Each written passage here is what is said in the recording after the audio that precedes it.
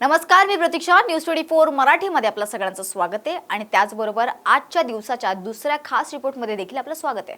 तर आजच्या या दुसऱ्या खास रिपोर्टचा विषय आहे काल विधान भवनात अंबादास दानवे यांनी केलेलं वक्तव्य आणि त्याचे परिणाम. विधिमंडळाचं सध्या पावसाळी अधिवेशन सुरू आहे. हे अधिवेशन सुरू असताना सोमवारी म्हणजेच काल 1 जुलै रोजी विधिमंडळात मोठा गदारोळ झाला. लोकसभेत काँग्रेस खासदार राहुल गांधी यांनी केलेल्या भाषणावर निषेध ठराव मंजूर करण्याचा प्रस्ताव सत्ताधारी आमदारांनी विधान परिषदेत मांडला. तसेच राहुल गांधी यांच्या भाषणावर विधान परिषदेचे विरोधी पक्षनेते अंबादास दानवे यांनी भूमिका मांडावी अशी मागणी सत्ताधारी आमदारांनी केली. यामध्ये आमदार प्रसाद लाड आणि भाजपचे गटनेते प्रवीण दरेकर यांचाही समावेश होता. यावेळी अंबादास दानवे यांनी लोकसभेत झालेल्या घडामोडींवर विधान परिषदेत चर्चा करण्याची गरज नाही अशी भूमिका मांडली. यावेळी सत्ताधारी आमदारांनी अंबादास दानवे यांना विरोध केला. यामुळे वैतागलेल्या दानवेंनी भर सभागृहात आपल्या जागेवरून बाजूला होत आमदार प्रसाद लाड यांना शिवीगाळ केली. यावेळी प्रसाद लाड यांनी देखील त्यांना प्रत्युत्तर देत शिवीगाळ केली. या घटनेचा पडसाद आजही विधान परिषदेच्या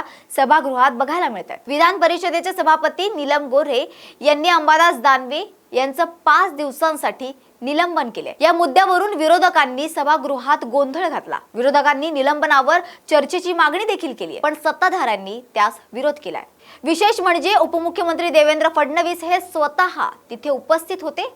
त्यांनी देखील निलंबनानंतर चर्चेचा प्रश्नच उद्भवत नसल्याचं म्हटलंय. यावेळी सभापतींनी देखील तीच भूमिका घेतली तर विरोधकांनी गोंधळ घातला.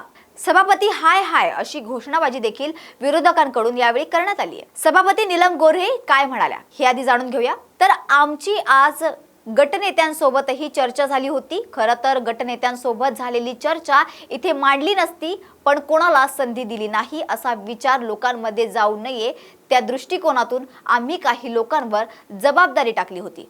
पण त्या संदर्भात कुठलाही पुनर्विचार किंवा आपण जे केलं ते अयोग्य आहे अशी कुठलीही भावना त्यांच्या वर्तनातून दिसून आलेली नाही. ते गटनेत्याच्या बैठकीतही अनुपस्थितच होते.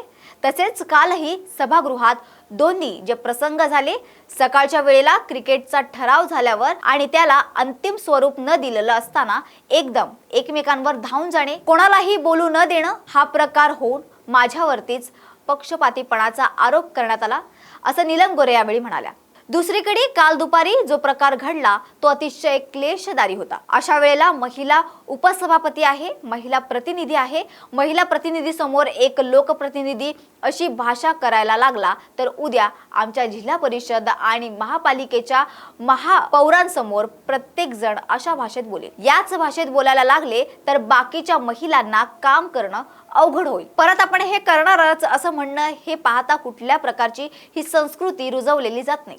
त्यांच्या नेत्यांना देखील विचार केला पाहिजे की महिलांना असुरक्षित वाटेल असं वातावरण केलं जातंय. म्हणून अत्यंत दुःखद अंतकरणाने आम्ही हा निर्णय घेतोय अशी भावना नीलम गोऱ्हे यांनी यावेळी व्यक्त केली. 5 दिवसांचं निलंबन करायचं की काय करायचं याबद्दल आम्ही निर्णय घेतला.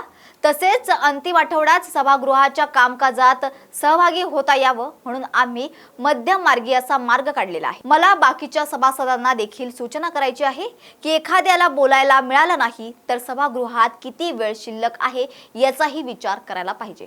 ज्या घटना घडतात त्याचं लोकांनी आत्मपरीक्षण केलं पाहिजे. विरोधी पक्षांनी आमची भूमिका समजून घ्यावी.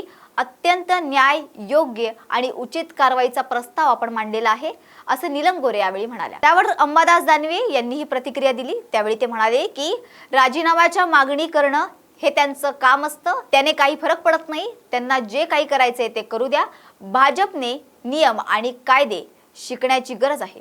भाजपने राहुल गांधींना संसदेतून निलंबित केलं होतं. 150 खासदारांना निलंबित केलं होतं.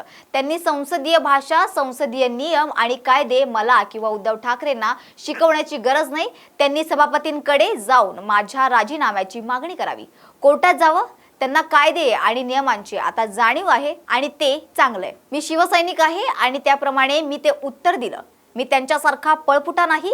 मी बोललो आहे आणि ते मला मान्य आहे अशी प्रतिक्रिया यावेळी अंबादास दानवे यांनी दिली.